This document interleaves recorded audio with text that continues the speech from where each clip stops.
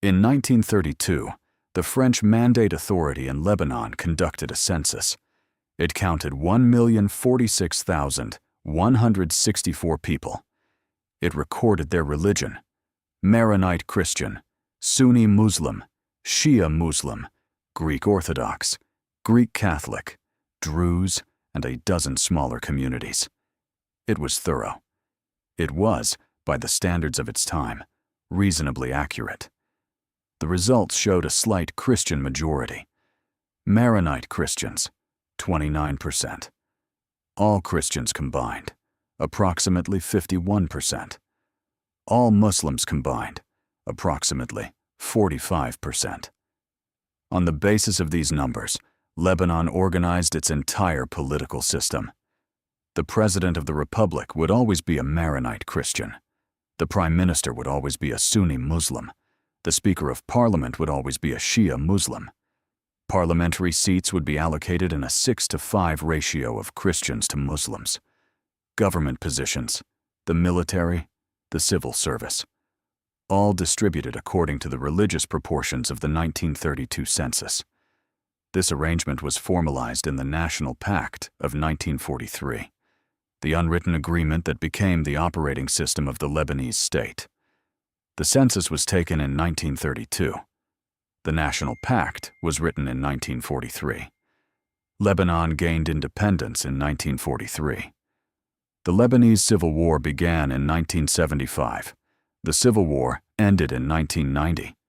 The country is now in 2025. Lebanon has not conducted a nationwide census since 1932.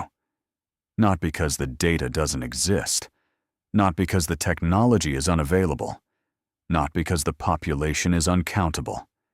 In Lebanon, a census is so powerful that it is impossible to implement. A new census would produce new numbers. New numbers would require a new distribution of power. A new distribution of power would threaten the position of every political elite whose authority rests on the numbers of 1932. So the country governs itself by data that is 93 years old. A census taken under French colonial administration, before Lebanese independence, before the Second World War, before the founding of Israel, before the Palestinian refugee influx, before the Lebanese Civil War, before everything that has happened to Lebanon since 1932, that census is still the constitutional foundation of the Lebanese state. The most powerful document in Lebanese politics is a count of the dead. Here is what the history books tell us. The confessional system, Lebanon's unique arrangement of power sharing among religious communities, was a reasonable response to an extraordinarily diverse society. Lebanon in 1943 contained 17 recognized religious communities. No single community commanded a clear majority. The choice was either to distribute power proportionally among the communities, giving each a guaranteed stake, or to impose majority rule, which in practice would mean Christian dominance given the slight Christian majority the 1932 census showed. The National Pact chose distribution. And for 3 decades, from 1943 to the early 1970s, it worked. Lebanon was one of the most prosperous countries in the Middle East. Beirut was a regional financial center, a cultural capital, a city of remarkable cosmopolitan energy. The system was imperfect. The patronage networks were real. The inequality was real. But the country functioned. The textbooks call this the Lebanese miracle. Then they explain that it ended in 1975 with a civil war that lasted 15 years and killed somewhere between 130,000 and 250,000 people. And here is what the textbooks are quieter about. The 1932 census was conducted under French mandate rule. Its methodology was contested from the beginning. It worked off a definition of Lebanese citizenship derived from Ottoman records. Presence in Lebanon during August 1924, the last time such a presence would have been recorded. This definition had consequences. Lebanese immigrants accounted for 25% of the citizenry counted, and 85% of those immigrants were Christian. The census counted people who were not in Lebanon, and 85% of the people it counted who were not in Lebanon were Christian, which means the slight Christian majority in the 1932 census was, in significant part, a majority of the Lebanese diaspora, not of the people actually living in Lebanon. Some argued that the census itself was biased, that it was created with the intention of maintaining a status quo representation of Lebanon as a Western Allied Christian nation, and that it helped maintain the power of the elites. The Lebanese political system was built on a number that may have been wrong from the day it was calculated, and no one was allowed to check, because the census of 1932 was not just a demographic count, it was the political constitution of the state, and the state has never allowed a recount. To understand what the 1932 census actually built, you have to understand what confessionalism actually does to a political system over time. Confessionalism, the distribution of political power according to religious community, has a specific structural logic.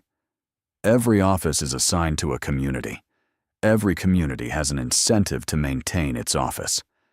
Every political leader's primary constituency is their religious community, not the national electorate. This creates what political scientists call a system of mutual vetoes. No community can be overruled on issues that affect its fundamental interests, because any change requires cross-communal consensus that no community has an incentive to provide. The system that was designed to guarantee representation becomes the system that prevents change, because every change is a threat to someone's guaranteed position. By the 1970s, the demographic reality of Lebanon had shifted substantially from the 1932 snapshot. The Shia Muslim community, which had been the smallest of the three major communities in 1932, had grown at a significantly higher rate than either Maronite Christians or Sunni Muslims. By the 1970s, estimates suggested the Shia had become the single largest community in Lebanon. They held the weakest position in the 1943 power distribution. The Speaker of Parliament, a largely ceremonial role, with fewer ministerial positions and less government funding than either the Maronites or the Sunnis.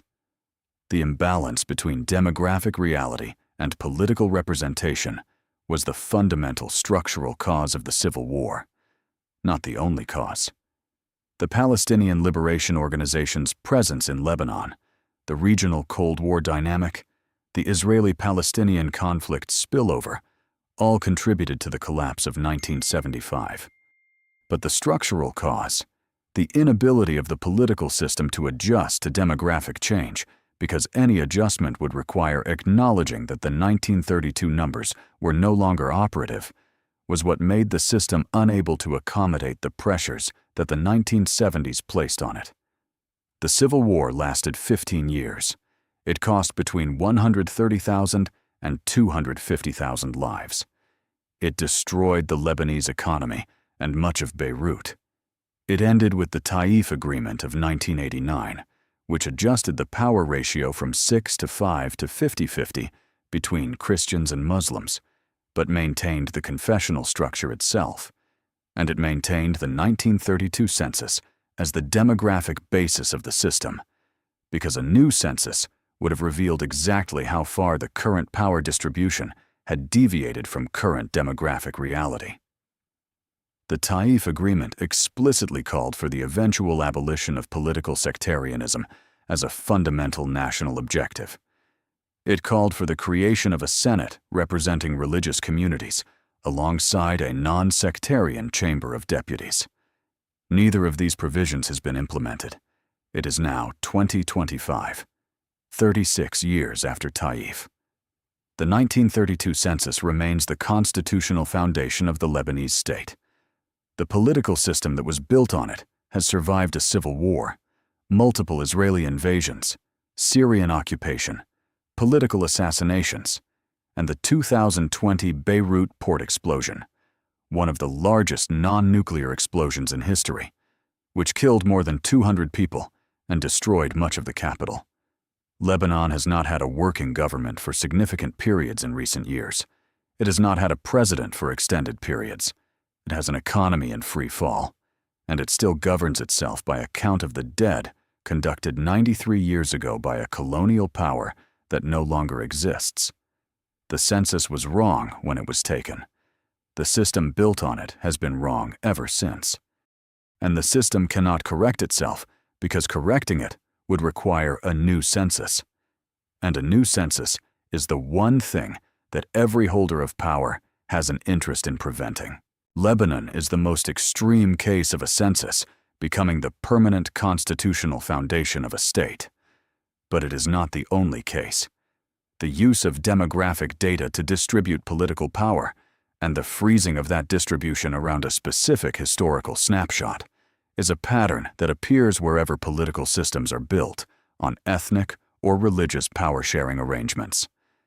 In Northern Ireland, the Government of Ireland Act of 1920 established a political system in which the Protestant majority, defined and enumerated through census data, would permanently dominate the new province.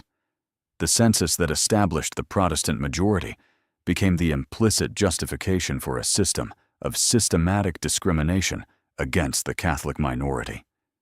The system did not have a mechanism for responding to demographic change. The conflict that resulted, the Troubles, lasted from the late 1960s to 1998 and cost more than 3,500 lives.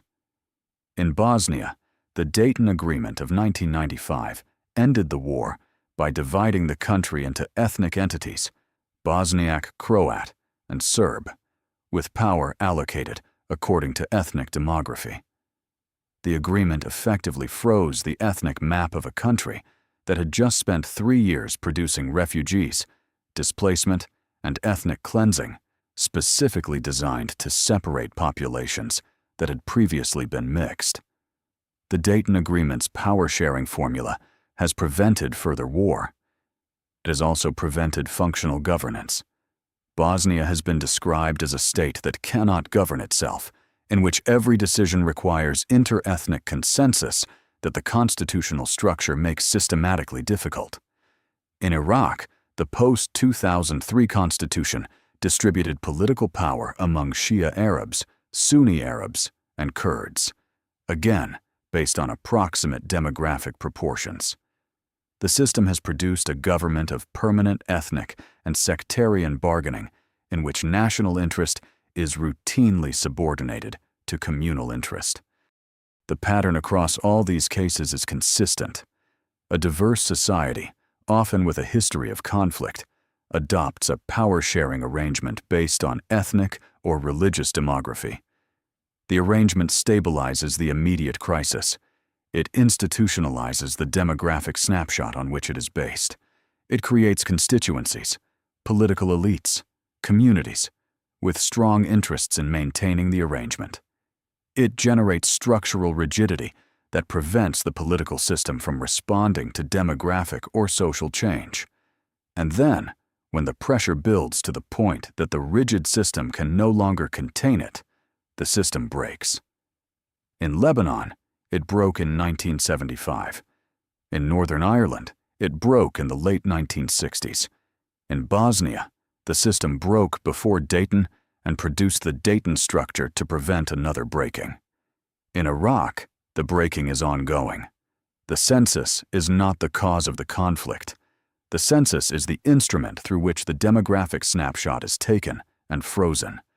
The conflict is the consequence of freezing a snapshot of a living, changing society and governing it forever by what the snapshot said.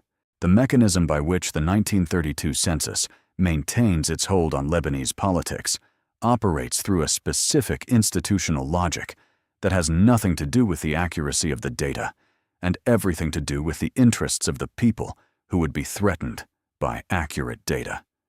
Consider the position of a Maronite Christian political leader in contemporary Lebanon.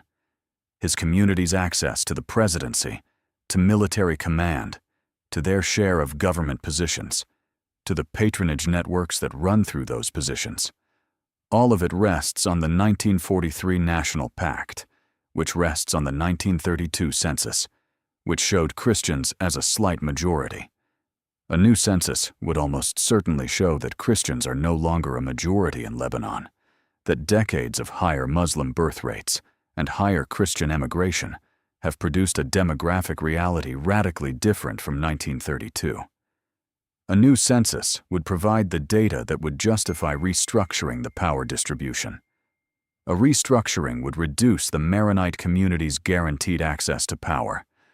Therefore, a new census is a direct threat to the political interests of every Maronite political leader. And since the presidency is Maronite, and the president has significant powers, and the political system requires cross-communal consensus to change, the Maronite political class has both the motivation and the institutional capacity to prevent a new census from being conducted. The same logic applies, with variations, to every other community. The Sunni Prime Minister's position rests on the same 1932 foundation. The Shia speaker's position too. The Druze and Greek Orthodox communities each have their guaranteed shares. Every community that holds a guaranteed position has an interest in maintaining the census that justifies the position. The result is a unanimous political consensus in favor of demographic ignorance. Not because anyone benefits from ignorance per se, because every community benefits from the specific ignorance of not knowing what the current demography actually says, since knowing would require changing, and changing would produce winners and losers among communities that currently all consider themselves guaranteed winners. This is how the 1932 census maintains itself. Not through active conspiracy, not through a law that prohibits census taking, through the rational self-interest of every political actor in the system, each one concluding independently that a new census would be worse for their community than the current official ignorance. The Lebanese state has commissioned demographic studies. The estimates suggest that the Shia community is now the largest single community in Lebanon, that Muslims collectively are a substantial majority, and that the Christian share of the population has fallen significantly from the 1932 baseline. These studies exist. They are not secret. They are referenced in academic literature, in journalism, in policy papers. They are simply not official. They cannot become official without a census. And a census cannot happen without political consensus. And political consensus cannot form because every political actor has an interest in preventing it. The most powerful document in Lebanese politics is 93 years old and almost certainly wrong. Everyone knows it. No one will say so officially. And Lebanon cannot move forward until someone does. On August 4th, 2020, a warehouse at the port of Beirut, containing 2,750 tons of ammonium nitrate exploded. The explosion killed more than 200 people. It wounded more than 6,000.